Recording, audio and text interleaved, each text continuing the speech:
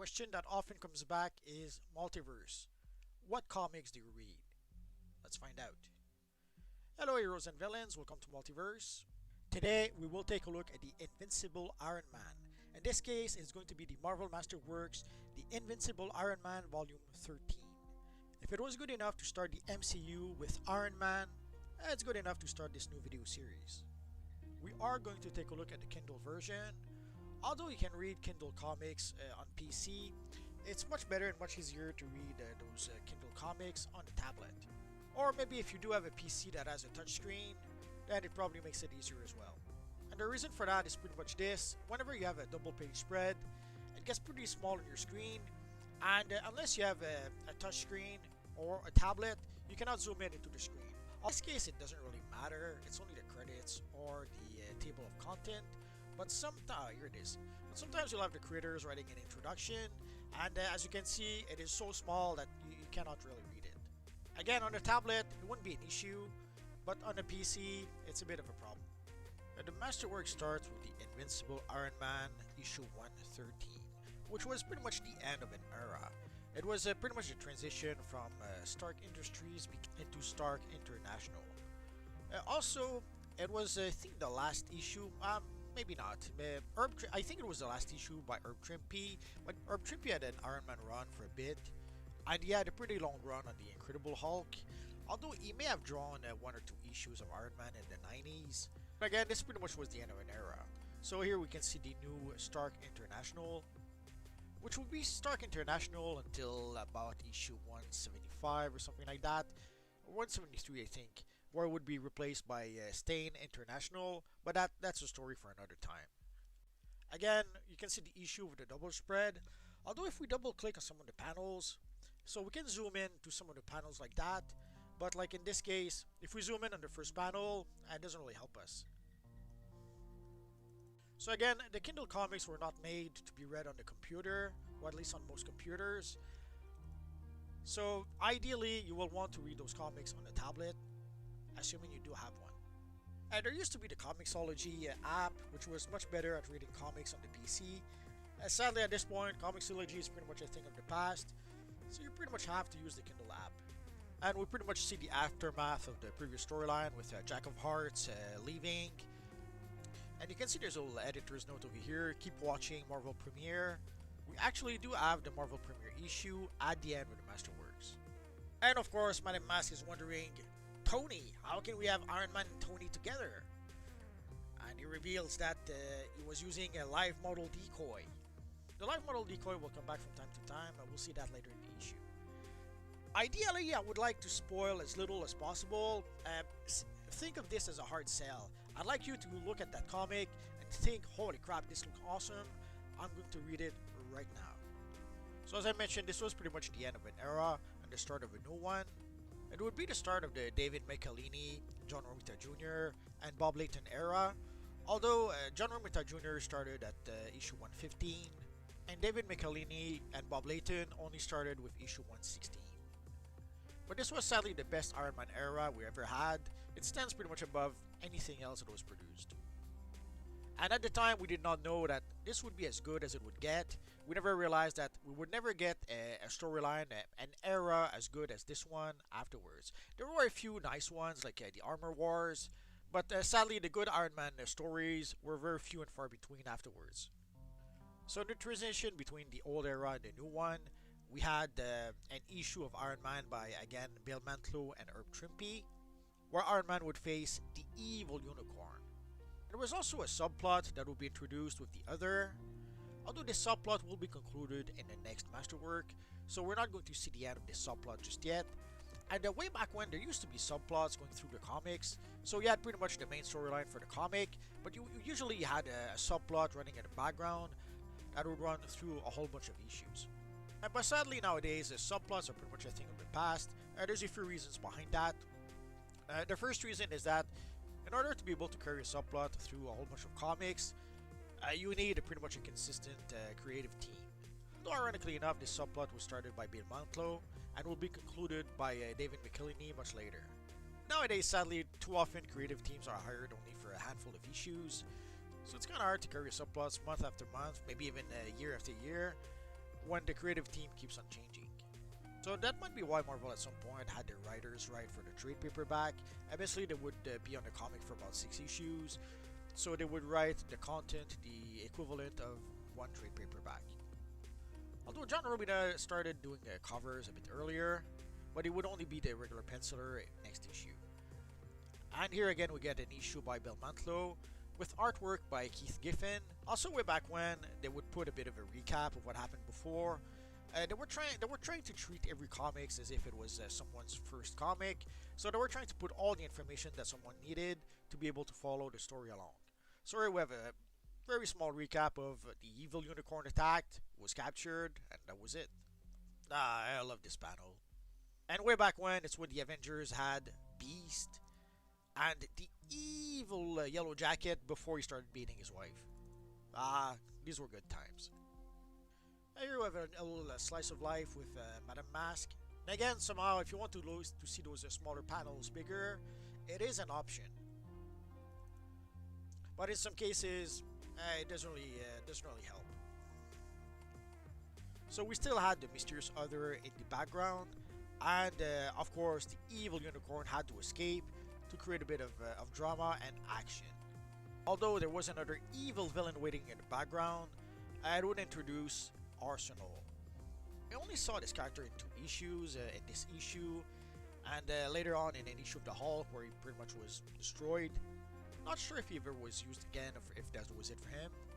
I love this panel. So it was a pretty good classic story, plenty of action, and then our friend Iron-Man would give the coup de grace. And once defeated, of course, Arsenal had to disappear, and they were able to recapture the unicorn. And then the lead into next issue, Betrayal. So here we reach a point where John Romita Jr. Joins the series.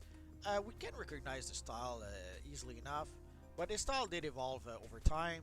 And nowadays it's a bit more blocky, a bit more sketchy maybe, a bit more rough. Although again, maybe it was already rough way back when, and the inker, in this case Dan Green, was embellishing the artwork or making it not as rough. Hard to tell at this point. Short of seeing his pencils from way back when, it's kind of hard to tell. So again, here we have pretty much a recap of what happened before, so that new readers would be able to catch up.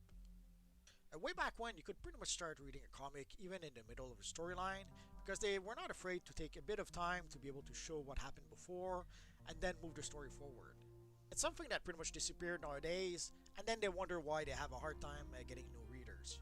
And we still have the subplot going on with the other, and you can tell he's not very happy right now.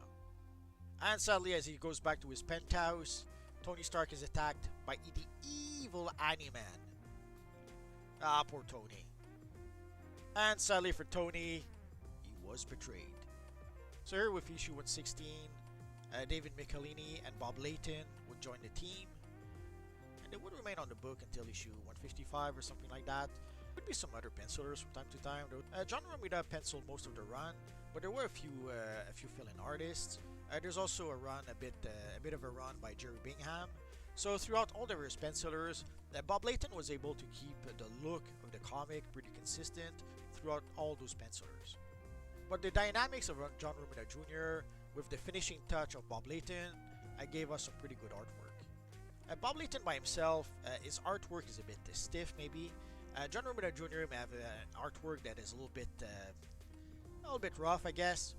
But again, the two matched together, they pretty much seem to cancel each other's weaknesses, and we're left with each other's strength. So again, we have the dynamic storytelling of John Romita Jr. with the tight inking of Bob Layton. We didn't know it at the time, but this would be as good as it would get. And at the time in this comic, we thought we had what would be the final fate of the evil Count Nefaria, but then of course, this being comics, they did find a way to bring back Nefaria later on. Oh, spoiler alert. Even though we do get the final fate of Count Nefaria here, he will actually come back. So we had an issue where Iron Man was facing the evil Spy Master, and it starts with a bang, literally. Quite a shocking start of the issue. But of course, it wasn't Tony Stark, it was a live model decoy. And we have the introduction of Bethany Cabe. She would become pretty much the love interest, but she was much more than that. She was like a private investigator. She even contributed in some of the fights, but we will see Beth quite a lot in this run. I love this panel. And the classic John Romita pose. I love it. So here for issue 118, we would get a guest penciler, John Byrne. Although here it says layouts, but if he really did layouts, his style is so strong that it still comes through even if it's just layouts. But my guess is he probably did a bit more than layouts, because this is very distinctive and it's very John Byrne looking. And I think this is the introduction of Rhodey. I believe it's the first time we saw Rhodey. The helicarrier, the classic design. Another thing that I love is the suitcase suit. It's something that pretty much disappeared over time. Although I was very happy when we saw Iron-Man 2. Yeah, they actually did incorporate the suitcase suit in the second Iron-Man movie. I love this panel. And I mentioned subplots earlier. This would be the start of another subplot.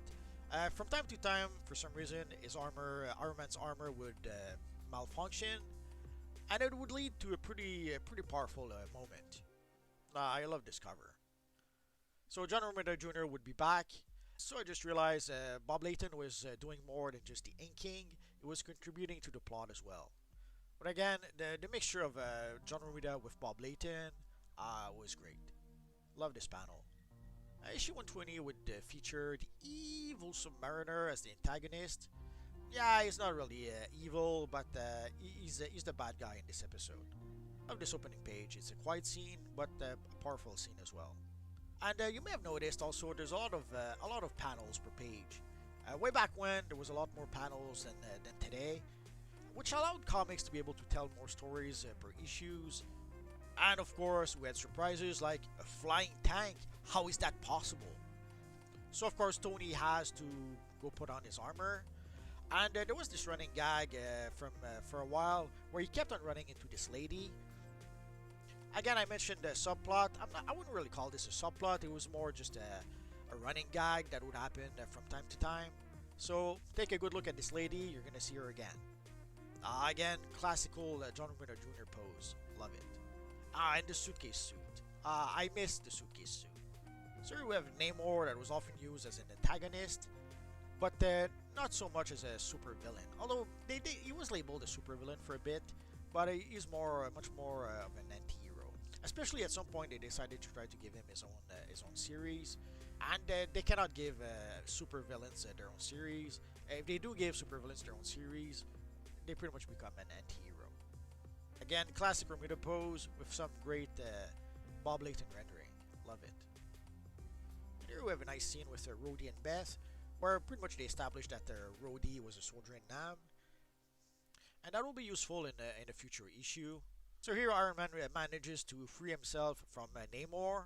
Then we get the next part of the subplot where the Iron Man armor doesn't function properly.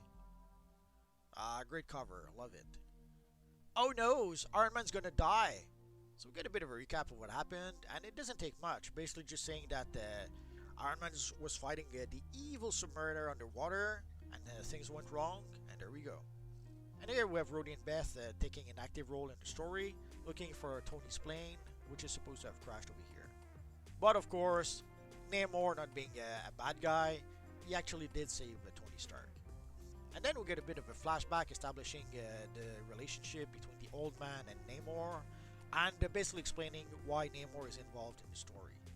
So the Old Man saved Namor from some evil poisonous water, which of course was poisoned by some evil corporation. And here we get a reveal that the corporation behind everything is the evil Roxxon Oil. And we learn that there is some vibranium on the island, which is why Roxxon Oil wants to get their hands on the island. You may recognize vibranium. It is the anti-metal that is in Wakanda. There's pretty much a huge mountain of vibranium over there. But there was also vibranium in a few other places. There was vibranium also in the Savage Land. And of course, as you can see here, there was vibranium on this island. The good old days when Iron Man's armor could run out of juice, and it would have to find ways to be able to recharge it.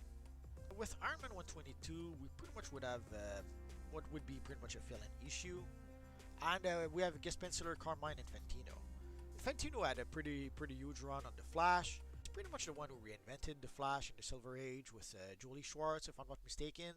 He's the one who pretty much designed the Barry Allen Flash costume, which is still a pretty awesome costume today.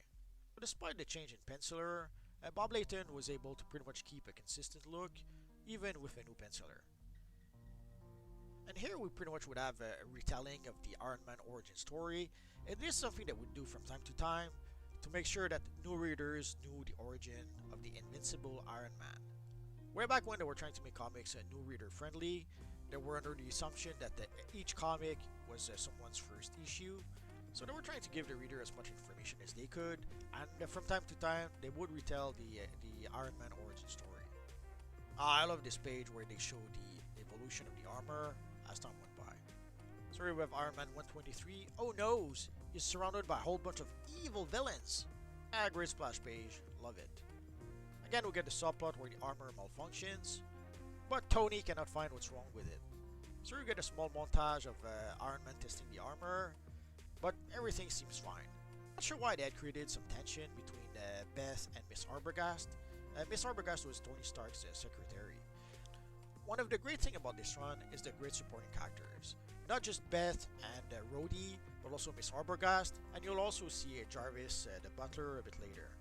And speaking of subplot, slowly but surely, they would introduce the fact that Tony Stark seems to have a bit of a drinking problem. And it is something they've been building for a long time, before we had the famous Demon in the Bottle issue, which we'll see a bit later. Of course, some evil villains are attacking the casino where Tony is, and once more, he runs into that lady.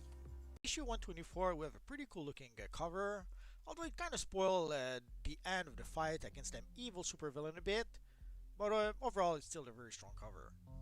Obviously we continue where we left off last issue.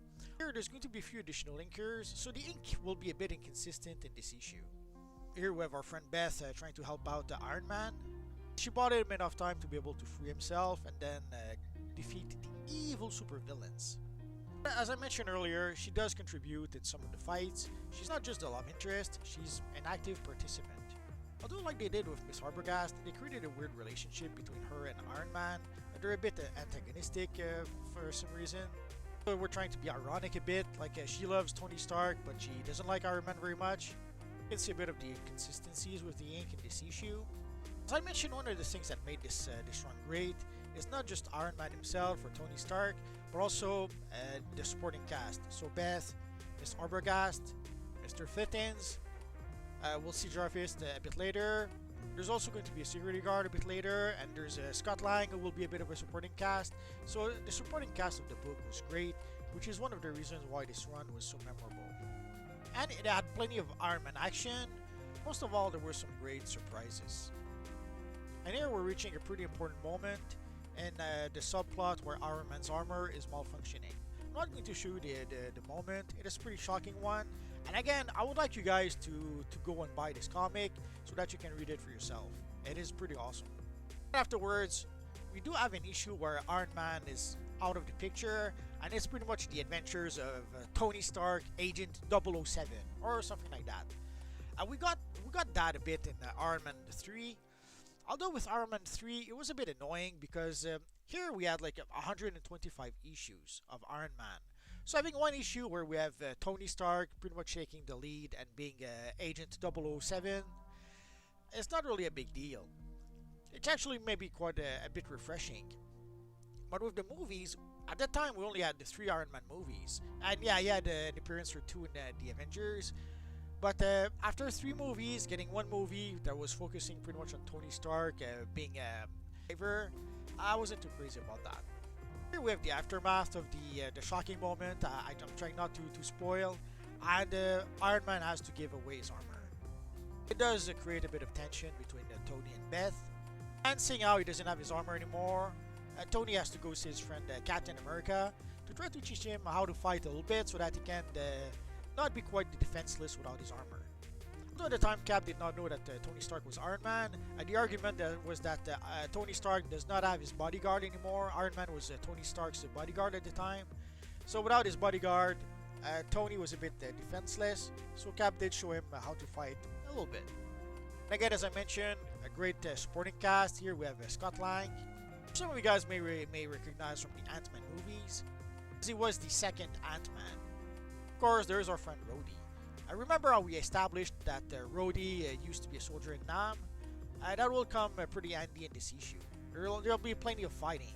So of course, Tony did learn a bit of fight from Captain America, but he will have plenty of help from his friend Rhodey. Although here you have to think how strong, you have to wonder how strong Rhodey is. Water is very, very heavy, so to be able to pick up an aquarium that size, that tells us that Rhodey is pretty strong. So Tony and Rhodey do give out a good fight. Sadly, they're way outnumbered. So despite Tony's training by Cap and Rhodey's military experience, they're no match for all those guys. Pretty iconic cover. And we have the aftermath of the fight previously. Again, we have a recap of what happened. And, sadly, Tony and Rhodey, despite their best effort, they were no match for a whole bunch of soldiers. We have Tony, who's being the prisoner of the evil Justin Hammer. Of course, Tony tries to escape to realize that there is no escape. Tony tries to convince the guard to give him a bit of a drink. Again, they're foreshadowing the Demon in a Bottle storyline, where the guard tells him that you're drinking too much, Mr. Hammer wants you sober to work for him. And Tony brings out the MacGyver in him and finds a way to dispose of the guard. We see that Justin Hammer was behind a whole bunch of evil villains that were attacking Tony for the past few issues, if not the past few years. Once more, Tony being a bit of a MacGyver. Although he is an inventor, so making that kind of gadget, it didn't make kind of sense. The suitcase suit. I won't say enough good things about it. So of course, he has to go get his armor back. Here we see a whole bunch of evil villains, so we can see that Justin Hammer was behind our friend Spy Master over here. And I love this pose. Dynamic pose by John Romita Jr. with some great rendering by Bob Layton. Again, the mixture of the two together, it was awesome. Today, we fight. Pretty much the fight against all those evil super villains. Ultimately, our friend Iron-Man comes out on top. Truth gets revealed that everything that happened wasn't really his fault. Sadly, it did damage his reputation and his public image. And even though it was revealed that it wasn't his fault, it'll take a while before people get over it. Of course, the way that Tony found to deal with it is to have a little drinky drink. And sadly, being a mean drunk, evil Tony was mean to poor Jarvis, and Jarvis decides to quit. Next, the most famous Iron Man issue ever, The Demon in the Bottle. Great cover. It has so much impact. Love it. Here we have a nice splash page. We have our friend Tony reflecting on everything that went wrong. And of course, again, his solution. Let's have a little drinky drink. And oops, he kind of forgot to open the window. We'll make a few blunders along the way. Eventually, Beth will try to intervene and convince him that he has to stop drinking. And then she tells him a story about her ex-husband.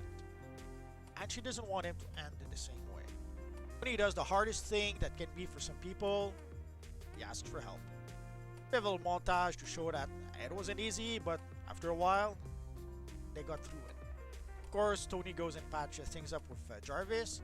But then Jarvis reveals that he needed some money for his mother. She needed an operation. And in order to be able to get that money, he sold his Stark stocks. He tells him to get his stocks back. He'll pay for it. But it seems that Jarvis has been had. The guy who got the stocks had no intention to sell it back to him. The man pays him a little visit, offers to buy back the stocks, only to be told that the stocks were gone already. Basically, it was a maneuver by some government operation to get their hands on Stark Enterprises. It says Stark International. So again, hitting a tough spot, Tony does the thing that comes naturally. He wants to have a drink. Beth manages to convince him, don't do it. It's a pretty awesome issue. Ultimately, all they really wanted was to have a different villain. Normally, you had a different villain every month. And basically, they decided this month that the villain would be alcoholism. And it kind of changed the character pretty much forever. And sadly afterwards, one of our writers did not really know what to do with Iron Man. They would have him get a drink and become a drunk again. It's sad, but that's how it is. So it gave us pretty much the best Iron Man storyline ever. But then afterwards, future creative team just didn't know what to do with Tony Stark other than making him a drunk again. And I mentioned earlier that at the end of the masterwork, we do have a Jack of Hearts story from Marvel Premiere. It's a nice enough story with artwork by Keith Giffen and Ruby Nebres, probably mispronouncing that, and by Bill Mantlo, the writer. To admit, never saw this issue before today, so I'm not even sure if it is a one-shot or just the first part of a storyline, but it does show the aftermath of what happened to our friend Jack of Hearts after he left Iron Man. Here we have a few behind-the-scenes items. Sadly, again on the computer, it's a little small to be able to read that. You're gonna need a tablet in order to be able to read it properly.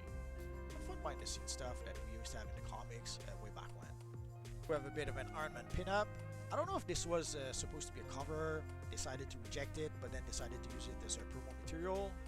We'll never know. A few pages in black and white. Again, sadly, they've decided to put 2 of those pages per page. And in this format, we can't really zoom on the panels. This will be a much better read on a tablet. Here we have an alternate version of one of the covers with our friend the evil Namor the Submariner. And you can see here the paper for the lettering kind of got yellow after a while. It happens. A pretty cool cover in black and white. Some more pages. And here we have an alternate cover for the Demon in the Bottle storyline. And the cover they used was 1,000 times more powerful than this. We have some forewords by Stanley, which again, sadly, you pretty much have to read on the tablet. Covers from various paperbacks or reprints. Afterword by David Michelini. Some other covers. A biography section about the various creatives. Here we have a list of reverse masterworks, although it's pretty much outdated at this point. There's probably a lot more than that now. And the back of the book, which is various of the covers. This is pretty much the start of the best Iron Man era we ever had. It's going to last roughly the equivalent of 3 masterworks. So when we take a look at the volume 14 and volume 15, we will be able to take a look at the rest of this era. So basically, it's the era where Bob Layton and David Michelini were on the book. Most of the time, John Romita Jr. was the penciler, but as we saw, there were a few guest penciler here and there. And there is a short run that will be by Jerry Bingham, which we will take a look at that in a future video. There you go, guys. So some of you guys often wonder, Multiverse, what comics do you read? This is one of them.